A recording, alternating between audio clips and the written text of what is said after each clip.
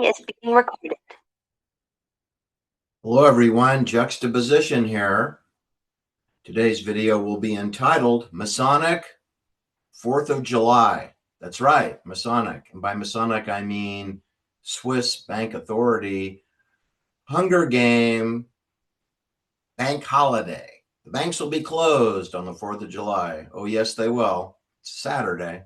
But if it were a Monday, they would be closed anyway because we always have a bank holiday on Swiss approved Geneva Global Governance days off for the slaves. The cattle on the plantation, the sheep and the cows, the moo cows. Everyone's racing out to get their farm tags, right? Real ID verified. Real ID, get your booster shot for your bird flu booster, or maybe want to get the annual flu shot yet again.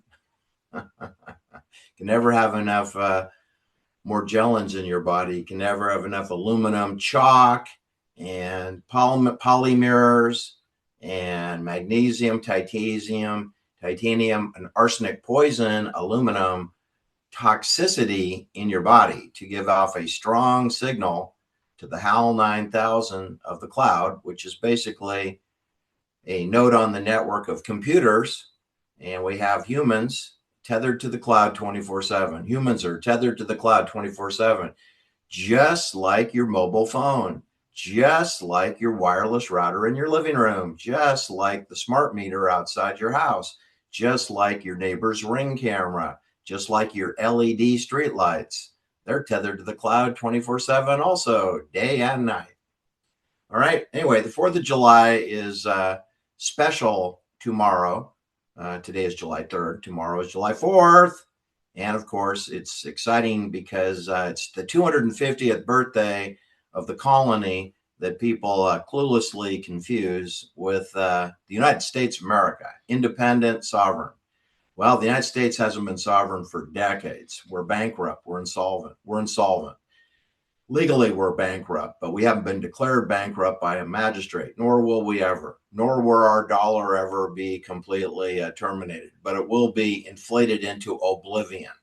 And once your currency goes into oblivion, you might as well cancel it, right? And it'll be replaced by Zug Switzerland tokenized money, programmable money, which means obedience-based money. The technical term is hyperledger system. That's what explains cryptocurrency. That's what explains CBDC. Central bank digital currency is a tokenized system of hyperledger. Hyperledger containing your medical records, your driving records, your voting records, your income tax payment records, your compliance records, your drunk driving activity records, your speeding records, your geofencing records, your activities of daily living records, the biometric data collected by your smart meter regarding how many times you flush your toilet, how many times you have a bath or a shower, how many times you wash your dishes, how many times you turn on the washing machine, how many times you log on and off the internet, how many times you become a paid member of my channel. That'll all be collected and stored in a Hyperledger dossier and will be baked into your social credit score, which will have a dramatic influence as to how much social credit you'll be afforded. You won't have any money. You'll have universal basic income and you'll have tokenized store credit that'll be good for within your strategic hamlet or Hunger Game district. In other words, your money won't be valuable. It'll have zero value if you travel out to a different Hunger Game, unless you have a digital passport approval and you have eyeball recognition, palm print recognition, fingerprint recognition, and your DNA of CRISPR Therapeutics is read 24/7. Then you may be allowed some travel privileges, in which case your social obedience credit may work in a different Hunger Game district. That's called security clearance approval. And if you have the security clearance approval, you'll be able to travel with your tokenized social credit programmable money. However, if you should commit a crime in another district, your money will be suspended. It'll be turned off. You won't be able to flee. You won't be able to rent an Uber taxi. You won't be able to buy gasoline. You won't be able to board an airplane or a bus or public transportation. You'll be locked out of the system until the robots can round you up and debrief you back at headquarters at the fusion center, right? That's the world I'm talking about. I'm talking about a techno enslavement world where everyone has store credit, and then they may or may not be able to go to a different store, like Sears Roebuck to Macy's, to Walmart, to Kmart, to Saks Fifth Avenue, right? To Neiman Marcus, Nordstrom's Rack, if any of those are actually still open within your strategic hamlet hunger game. In other words, your village or hamlet. We all live in a mapped area. It's known as a secured corridor. And signs and symbols rule our world. Like, for example, behind my shoulder here, I've got the Pope Leo. That's Pope Leo, and he is completely surrounded by Swiss Grenadine soldiers. 113 Swiss papal guards. That's what they call them, papal guards. But when they were in Paris, and they used to guard Marie Antoinette and King Louis XVI, they surrounded the palace. They had 1,500 of these jester clowns, and they wore these elaborate comedy store uniforms. But they carried swords and bayonets, and you didn't want to mess around with 1,500 guards. They had 32 of these clowns guarding the Bastille. The Bastille was the armory in the center of Paris. Remember the storm the Bastille story that kicked off the French Revolution back then? That was July 14th, 1796, I believe. Right? 1790. Was it 1796? Okay.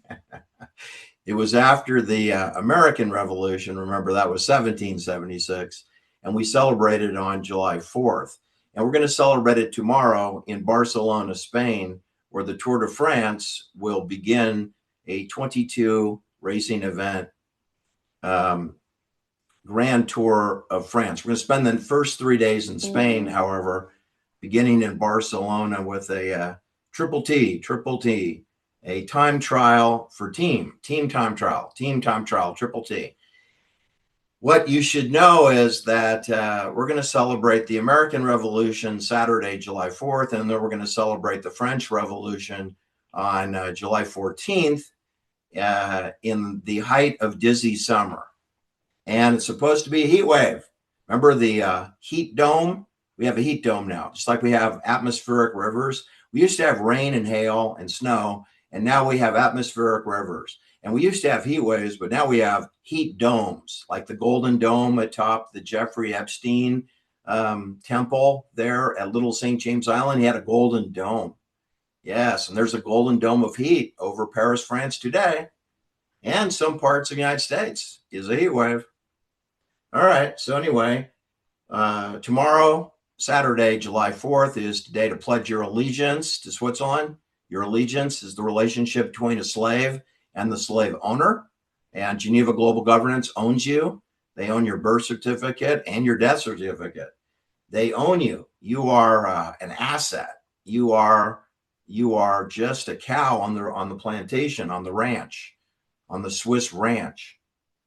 All right. It's also a day you could stand for the Pledge of Allegiance. We're going to have we got FIFA World Cup soccer matches. We got Wimbledon tennis, and we got the Tour de France all playing tomorrow on July 4th. Plenty of opportunities to stand for our national anthem. Plenty of opportunities to pledge your allegiance to your flag. In our case, we have a 13-stripe flag. It's typically hung like a pyramid, like the Vatican city state flag is hung like a pyramid. That's the pyramid of power, right? Pyramid of power, the Masonic power of the pyramid. It's like obelisk. It's a chain of command. Chain of command, the tippy top is where the generals are. And at the bottom is where the privates and the corporals are, near the bottom. Then there's all the people that are not in the cult, and those are called profane, clueless people. Those are the cows on the ranch. The cows on the ranch are profane, but the rancher can be within the power of the pyramid and receive some privileges like having better housing, better food, better leisure time, right? Anyway, signs and symbols rule our world, and the triangle and the pyramid and the obelisk are all examples of signs and symbols. You have those in your neighborhood, or you have those in your township. Any place there's a port facility or a trucking depot, any place there is a banking facility that goes with the port exchange, merchants exchange, you will find an obelisk. They're all over the place. Remember, Rome has 13 obelisks, 13 Unity of Masons. The United States has 13 stripes, Unity of Masons.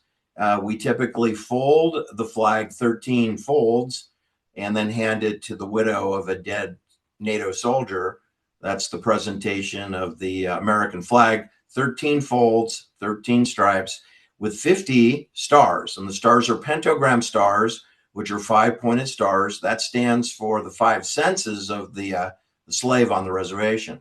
Remember, we have sight, we have hearing, right? We have touch or feeling, we have smell, and we have taste. Those are the 5 senses of a slave. 5.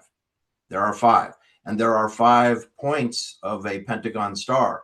And there are 50 stars on the American flag. But 5 plus 0 adds up to 5, which comes back to there are 5 senses of man or woman. Pope Leo over here, he wants to disable the AI, but he doesn't have a problem with the internet or NATO. He doesn't have a problem with smart dust, nodes on the network, MIMS, mesogens. Doesn't have a problem with cryptocurrency or central bank digital currency. Doesn't have a problem with CRISPR therapeutics. He doesn't have a problem with neuromodulation. He doesn't have a problem with gene editing, injuring your DNA. Doesn't have a problem with that. Doesn't have a problem with Frankenstein monstering, transhumanizing people. Doesn't have a problem with that. Just has a problem with the AI. And I think that demonstrates the Pope is not in charge of anything. He can't really excommunicate Swiss cardinals. He doesn't have the authority to do so. That can only be done by a banker. Let me just give you some depictions here of people who tried to go against authority. So here we have Richard Nixon, and he's having a conversation with Aldo Moro, who was twice the prime minister of Italy, and he was also twice head of the Christian Democratic Party, which was more or less the majority party of Italy, despite the fact that it didn't have 50% of the population in it. In the case of this gentleman on the left of the screen, that's Aldo Moro. He was shot 9 times with a machine gun and put in the back of a Fiat and dumped in the center of Rome. In the case of Richard Nixon, the man to the right, he was forced to resign in a humiliation ritual called Watergate, a crime he didn't commit.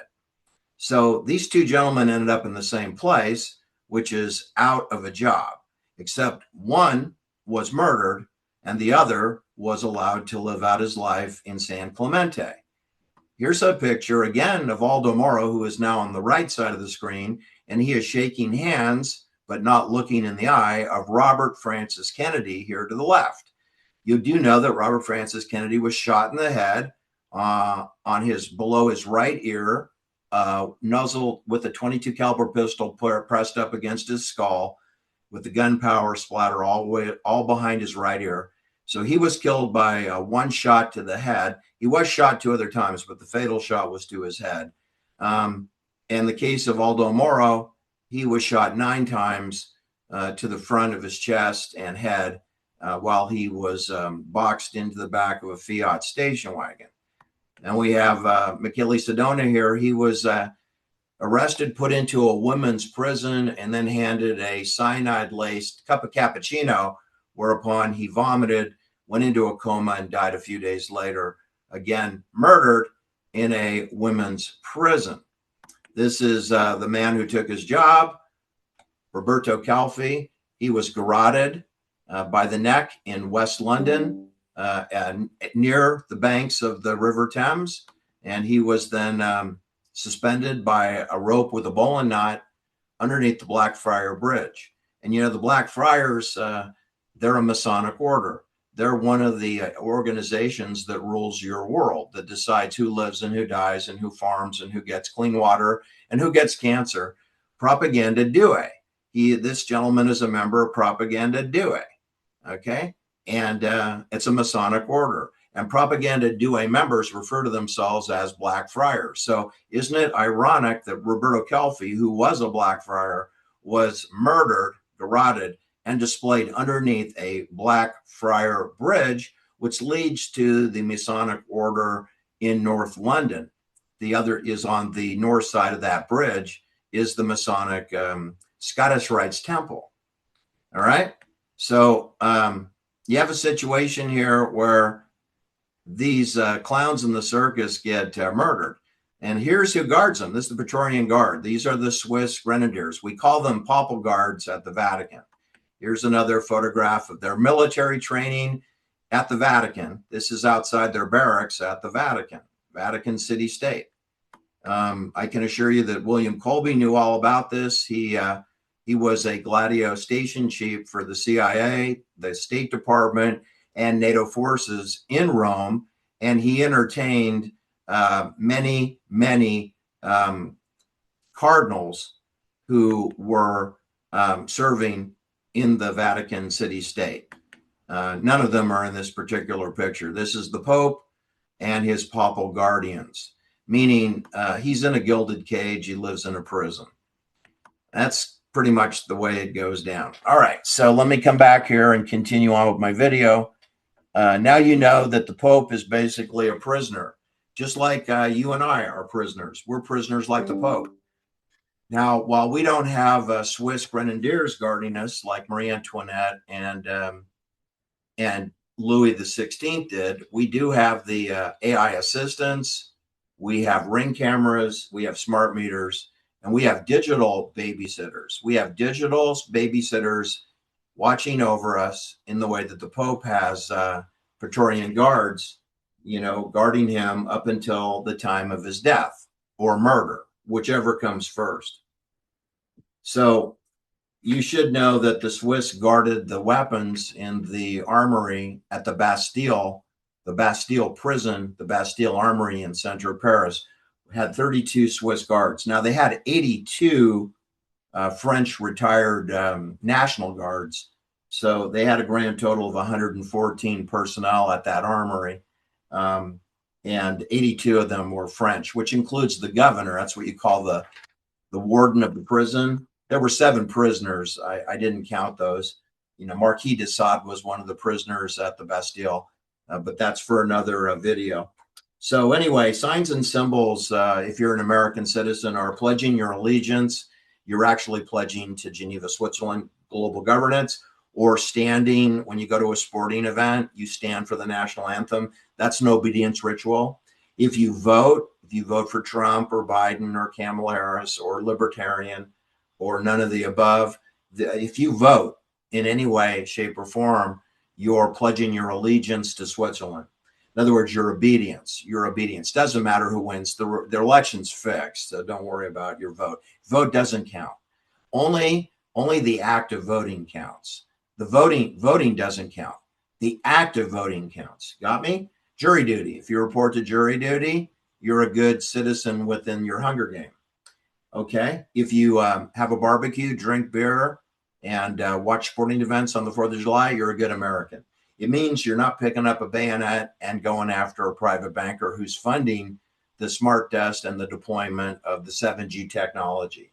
And if you did, you'd be considered a domestic terrorist.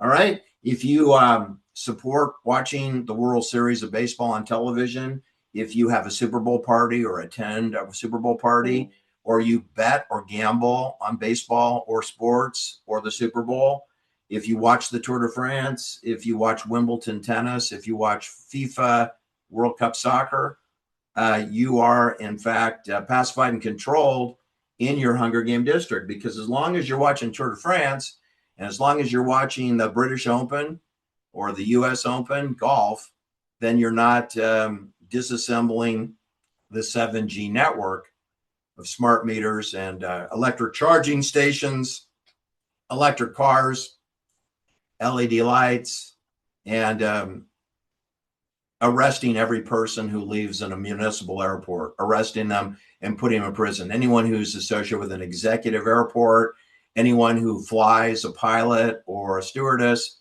aka flight attendant, anybody who refuels the planes should be arrested, because they're dumping chemtrails. The vast majority of airplane traffic at municipal airports has to do with the pollution of our skies and scintillation to excite the particles by making a lot of noise. This would, of course, include all military bases, all Army bases, all Navy air stations, NAS. All the people going to and from should be rounded up and put into detention. All right. Then another example of signs and symbols ruling our world is the use of pseudonyms like Charlie. You've heard the word Charlie before, haven't you? You know, like Charlie's Angels. That was a TV show, right? Charlie's Angels with Farrah Fawcett, Charlie's Angels. Then we had Vietnam War. We had a lot of Charlies in that. First of all, we referred to the Viet Cong, who were the communists who didn't wear uniforms. Rice field workers by day and guerrillas by night. And the NATO forces referred to Viet Cong as Charlie. Charlie. Then, for pacification and control purposes under terrorism, Operation Phoenix, on Saturday morning, March 16th, 1968, Charlie Company of 100 men entered the villages of My Lai, which is only 60 miles from Da Nang, which is the military armament location for most of Vietnam, for both the enemy and NATO forces. I'm pretty sure they supply the Vietnamese resistors from Da Nang, just like they resupply the Marines and the Army, right? Because that's what they did in Somalia. They supply both sides, because you can't have a war unless you got weapons and resupply. All right. Anyway, the Charlie Company went into My Lai and killed 504 to 650 people, depending on who you talk to. All right. So that was Charlie Company. And they were looking for Charlie. They didn't really find Charlie, but they killed 650 people, allegedly. All right. Then we had the same exact thing repeated 18 months later with the killing of Sharon Tate and Abigail Folger with the M7 bayonet and the M16 rifle or AR-15 rifle, which is the same thing. And but we didn't call it My Lai 2 because they hadn't reported My Lai 1 yet. Do you know when Sharon Tate was killed, nobody knew about My Lai yet? And it even happened 18 months ago and nobody knew. Remember, it was March 1968. And Sharon Tate was killed in the wee hours of Saturday morning, August 9th, 1969. So that's 18 months later. Anyway, 3 weeks later, they reported the My Lai massacre. And then a couple months later, around Thanksgiving, 1969, the district attorney announced that Charlie Manson would be charged in the killings, not for having done it, but for having suggested to others that they do it. You got it? And they're going to send him to the gas chamber for making a suggestion, allegedly, with no witnesses and no proof. Anyway, so we had Charlie Manson, whose real name, of course, is No Name Maddox. His name is Maddox. Miles Maddox. But anyway, Miles Maddox became Charlie Manson. And the judge, the magistrate who sentenced Charlie Manson to the gas chamber, his name is Charlie Older. So we have Charlie Older, we have Charlie Manson, and then we have the person who allegedly did the stabbing of Sharon Tate. His name is Charlie Watson, who's a mama's boy who loves women and has 2 older sisters. And he's the one who killed everybody. Charlie Watson. Like, he's been eliminated from the story, but he got sentenced to the gas chamber also. Then, of course, it was commuted to life imprisonment. So yeah, Charlie Watson, Charlie Manson, Charlie Older, the judge. Then I got Charlie Viet Cong. Then I got Charlie Company, which includes William Calley, who's 5'2" demon, second lieutenant. Okay. Then I got Charlie Sheen. Remember, he was in Platoon with Oliver Silverstein directing.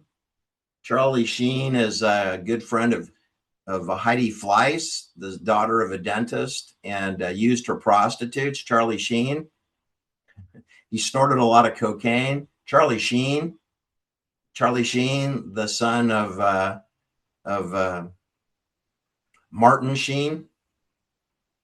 Then we had Chuck Norris, Charlie Norris, martial arts, kickboxing. We had Charlie Chaplin, silent film star. He played the Tramp, again about social engineering of the underclass. Charlie Chaplin.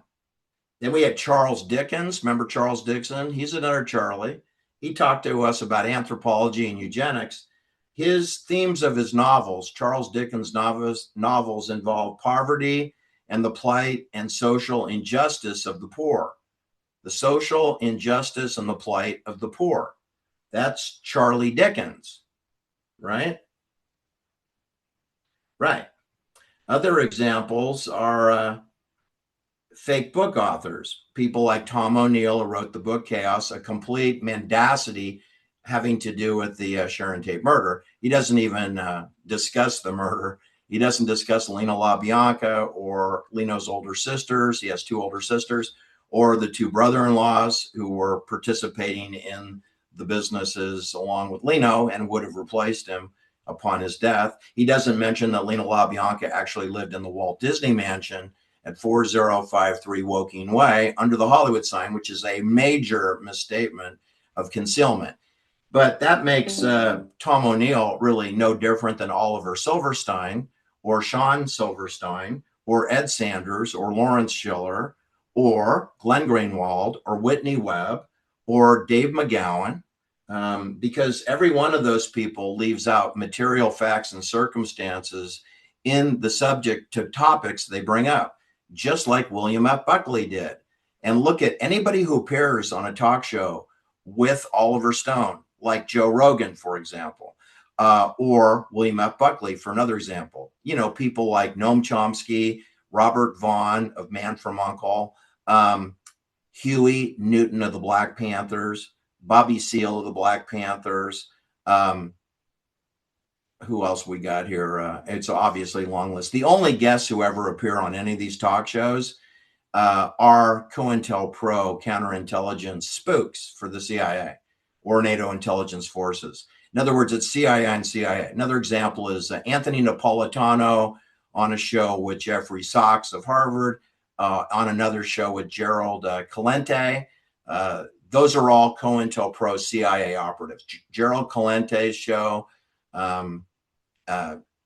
Anthony Napolitano's show, they pimp out voting, they pimp out Trump, they pimp out social justice, they pimp out constitutional law. There's no such thing as a constitution. There's no such thing as constitutional law. There's no such thing as a constitutional judge. There are only maritime law magistrates who function under no due process and judicial notification, meaning they can steamroll and railroad you. And they're part of a secret guild society, right? So Gerald Calente is full of BS, just like Tom O'Neill, who's a gay waiter, gossip writer, who spent 20 years making notes about the Manson murders, which never happened in real life. There were NATO murders in Hollywood, in West Hollywood and East Hollywood, but there were no Manson murders ever anywhere. Not anywhere. Not in San Fernando Valley, not in Santa Barbara, not in San Francisco, not in the Greenfield Ranch in Ukiah, all places that Charlie Manson resided. Not a single murder committed by Charlie Manson or anyone who Charlie Manson knew. That's how lame Tom O'Neill is. That's what happens when you're a gay waiter in Hollywood and you pretend to be an investigative journalism when you have no journalism experience and you're not an investigator. You're a waiter, so stick to your knitting. But anyway, I understand he's testifying to Congress about MK Ultra. which makes sense since Tom O'Neill knows nothing about MK Ultra. He's qualified to testify on it, right? And he's talking to a blithering idiot, whoever the Congress people are. They're clueless and they have no authority. So if your name is Glenn Greenwald or William F. Buckley, if your name is Joe Rogan, Alex Jones, Stu Peter Peters, born on April Fool's Day, 1980, Stu Peters with tattoos on both sleeves, both your arms. If your name is Stu Peters or Tucker Carlson, whose daddy was Dick Carlson, State Department and CIA, ambassador to the island archipelago off of East Africa. If your name is Tucker Carlson and the guests on your show are all COINTELPRO, like Brett Weinstein, for example, like Oliver Silverstein, for another example, and like Putin, for another example, Oliver Stone, Edward Snowden, JFK pseudo documentary where he forgets to mention there's a 25-foot obelisk in Dealey Plaza. He forgets to mention George Dealey Plaza is named after George Dealey. He's a 33-degree Mason for the Knights Templar in Geneva. So you see, people, if you connect up all the dots, you're going to find out that Charlie Kirk is as absurd as Charlie Manson, that Charlie Company and Charlie the Communist Viet Cong are as absurd as Donald Trump in the form of Charlie Kirk, who's got a 9-year, much older wife who's a beauty queen from Arizona. So ring around the rosy, pocket full of posy. You can add Victor Davis Hanson to the mix to go along with Jeffrey Sachs, 2 fraudulent PhDs, one from Harvard and one from Stanford, and Oliver Silverstein with his film W, his film Putin, his film Platoon, his film Midnight Run about heroin trafficking, his movie about JFK, which has nothing to do with what happened, and avert your attention from the railroad trestle over Main Street, which is where the killers were. It's just chaos and confusion 24/7. That is the point of pacification and control. Tom O'Neill, Oliver Silverstein, Sean Silverstein, his son, they are the same. They're not a millimeter's worth of difference. They're no different than Ed Sanders or Dave McGowan or May Magnan Brussel, or May Magnan's father, Edgar Magnan, the rabbi to the stars on Wilshire Boulevard, 3663 Wilshire Boulevard. That's a 666, right? Just like Jack Kennedy drove past 666, 3 buildings before they blew his brains out. May Magnan's Brussels father did business at a 666 address also.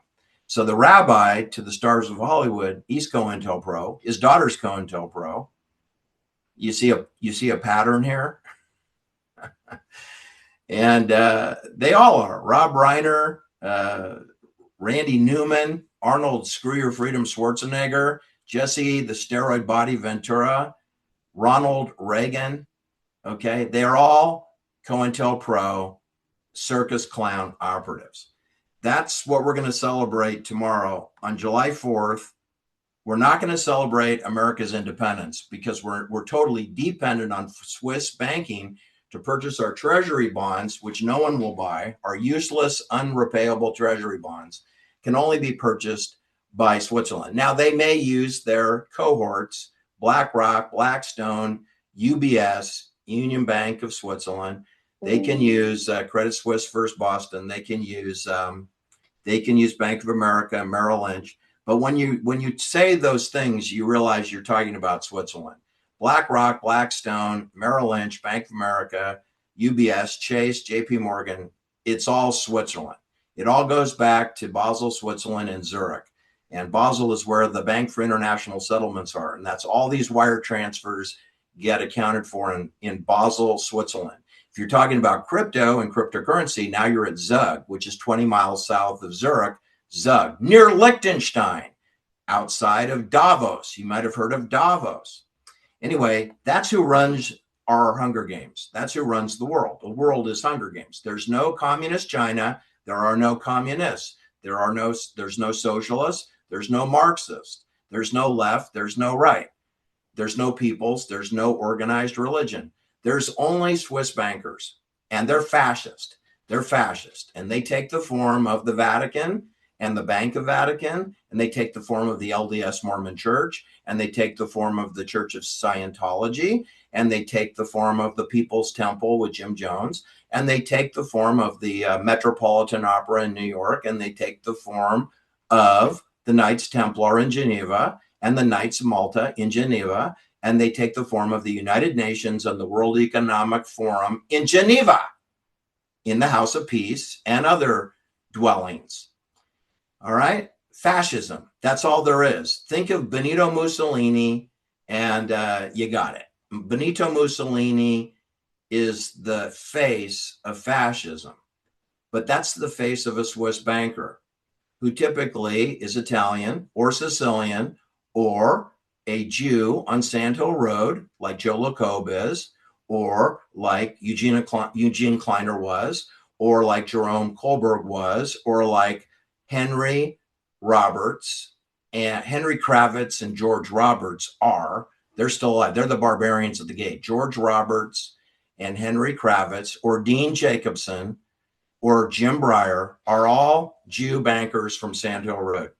Thanks for listening. We'll talk soon. You can throw them on the pile along with Stephen Schwartzman and Larry Ratfink, right? Take care. Do share my videos. I am heavily shadow banned.